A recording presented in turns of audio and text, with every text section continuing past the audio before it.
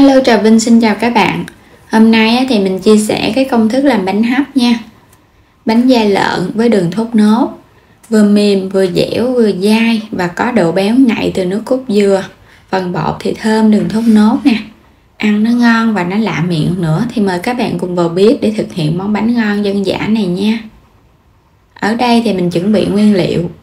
Mình có là 250g bột gạo, thì mình lường bằng cái chén á, 100g bột năng.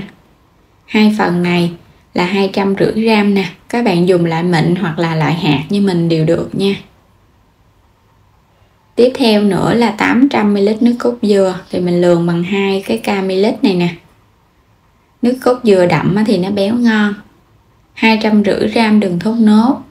Đường thốt nốt các bạn mua mình chọn cái loại đậm màu á, thì mình làm bánh nó mới đẹp. Và chút muối nữa. Mình sẽ xắt nhỏ cái đường thốt nốt này ra. Hai cái viên tròn là 250g. Thì các bạn để nguyên mình nấu cũng được, nhưng mà nó hơi lâu hơn chút. Mình xắt nhỏ ra mình nấu cho nó nhanh. Cho hết toàn bộ phần đường vô trong chảo nè. Các bạn cho tiếp muối vô. Rồi mình cho nước cốt dừa vô nha. Cho 1/4 thôi. Các bạn đừng có cho nhiều, nấu nó lâu á. Rồi mình nấu cho cái hỗn hợp đường này nó sôi và nó tan đường ra. Thì vừa nấu các bạn vừa khuấy đều vậy nè, để đường nó nhanh tan. Chứ để mình nấu không á, thì nó lâu tan đường lắm. Rồi bây giờ đường nó tan hết rồi nè, nước cốt dừa cũng sôi lên. Các bạn tắt bếp nha.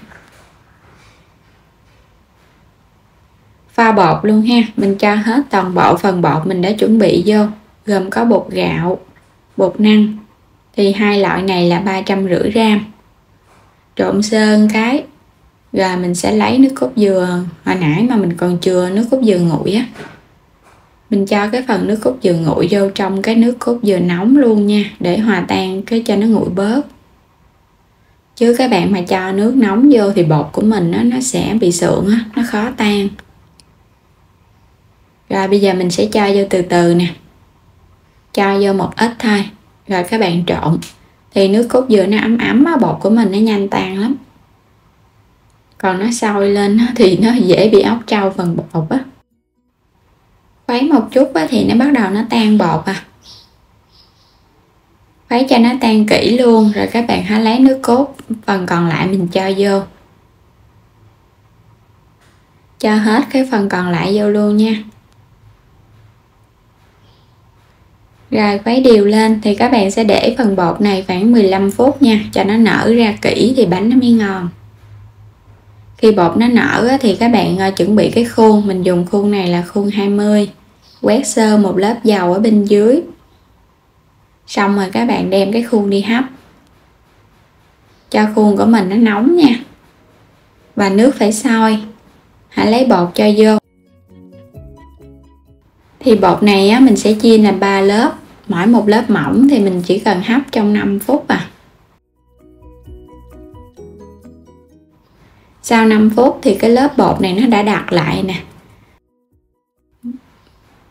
Các bạn dùng cái phới mình để lên vài đường để cái lớp thứ hai nó dính chặt cái lớp thứ nhất, nó không bị bung. Rồi cũng 5 phút nữa nha. Sau 5 phút nè. Bây giờ mình sẽ cho cái lớp cuối cùng lên. Mỗi một lớp các bạn làm vậy nó không bị tách ra. Bánh của mình có lỡ chín huốt nó cũng không có bị tách.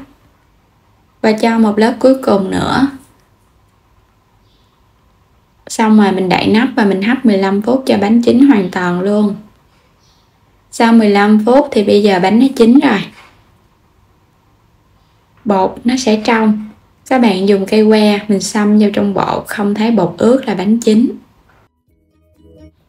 Khuôn bánh này mình đã để được khoảng 1 tiếng đồng hồ. Thì bánh nó nguội các bạn, nó sẽ tróc ra khỏi khuôn và mình ăn nó có cái độ béo nó tăng hơn so với mình ăn bánh nóng. Dễ ăn hơn nữa. Lấy ra khỏi khuôn dễ dàng.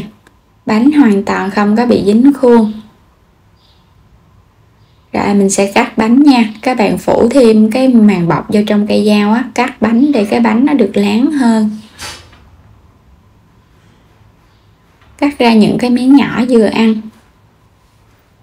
Đây mình đã hoàn thành xong cái món bánh da lợn đường thốt nốt.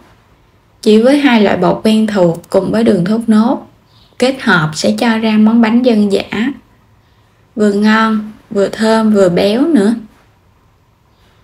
Rất là dễ làm, các lớp tách ra dễ dàng, nhưng mà các bạn cầm lên nó không có bị bung lớp. Mình chia ra làm 3 lớp, còn nếu các bạn thích cái lớp mỏng hơn thì có thể chia bột làm 5 nha. Bánh rất là dai nè, và trong cái dai nó có cái độ mềm mềm. Bây giờ thì mời các bạn cùng thưởng thức bánh với mình nha. Có độ béo nè, mình cho nước cốt dừa nhiều á nên mình thấy cái bánh rất là béo ngon. Độ ngọt thì nó vừa ngọt và nó ngọt thanh chứ nó không có bị quá gắt, và thơm đường thốt nốt nữa. Đậm đà nhưng mà không có bị ngấy. Rất là đơn giản dễ làm. Với công thức này thì mình mời các bạn cùng vào bếp để thực hiện ngay món bánh ngon này nha. Đừng quên đăng ký kênh ủng hộ mình nữa nha. Xin chào tạm biệt và hẹn gặp lại các bạn trong những video tiếp theo.